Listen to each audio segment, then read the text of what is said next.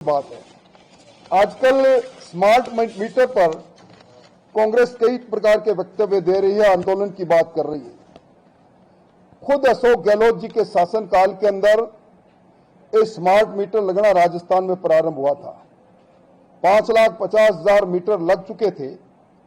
कांग्रेस के मंत्री खाचरियावास जी बहुत बोलते हैं, शायद उस समय उनको याद नहीं होगा, उन्हीं की सरकार का फैसला था स्मार्ट मीटर लगाने का। 15 जुलाई 2019 को अजमेर डिस्कॉम में, 1 अगस्त 2019 को जोधपुर और जयपुर डिस्कॉम में इन्होंने स्मार्ट मीटर लगाने की मंजूरी दी। और उसके बाद जब आरडीएसएस योजना प्रारंभ हुई तो भारत सरकार को एमओयू करके और इन्होंने स्मार्ट मीटर लगाने के लिए गहलोत सरकार के समय में 21 मार्च 2022 को कैबिनेट में फैसला करते हैं गहलोत सरकार स्मार्ट मीटर लगाए जाएंगे। और 16 जनवरी 2023 को गहलोत सरकार के समय में स्मार्ट मीटर लगाने के लिए स्टैंडर्ड बीडिंग होती है, डॉक्यूमेंट तैयार होता है और 10 निविदाएं जारी की जाती है अलग अलग डिस्कॉम की। 10 साल का कॉन्ट्रैक्ट किया जाता है। 27 महीने में स्मार्ट मीटर लगाने के लिए समय दिया जाता है।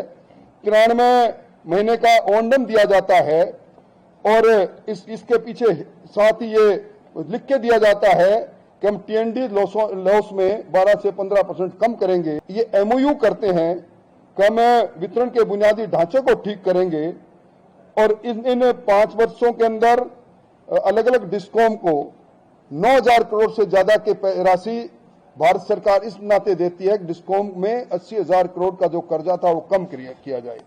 गहलोत साहब का वक्तव्य मैं सुन रहा था, वो कह रहे थे कि सरकार की जन कल्याणकारी कार्य में राजनीतिक बाधा नहीं आनी चाहिए। ये सारे तीनों चारों बिंदु ये कहते हैं कि सरकार गहलोत सरकार की करनी और कथनी में बहुत अंतर है। ये सब काम स्मार्ट मीटर से लेकर और जिस प्रकार इन्होंने दिव्यांगों से लेकर अलग अलग श्रेणी के लोगों की इनमें नौकरी लुटाने का काम किया है। जब क्लई खुलने लगी तब उसी पर अपने ही बात को, अपने ही समय में हुए काम को दूसरों पर थोपने की कोशिश कर रहे हैं। इसलिए कांग्रेस को आज बुनियादी तौर पर भजनलाल जी की सरकार पर, क्योंकि सरकार ने जो जन कल्याणकारी काम किए हैं, राजस्थान की इकोनॉमी में बूस्ट पाया है, राजस्थान की जीडीपी में जो बढ़ोतरी हुई है, पर कैपिटा इनकम में जो बढ़ोतरी हुई है, राजस्थान में सबसे ज्यादा कैपिटल एक्सपेंडिचर इस सरकार ने इस वर्ष में किया है। इस नाते अब सरकार के विरुद्ध में कोई ठोस टिप्पणी नहीं करने पर दाएं बाएं चाय के प्याले में तूफान खड़ा करने की कोशिश कर रहे हैं।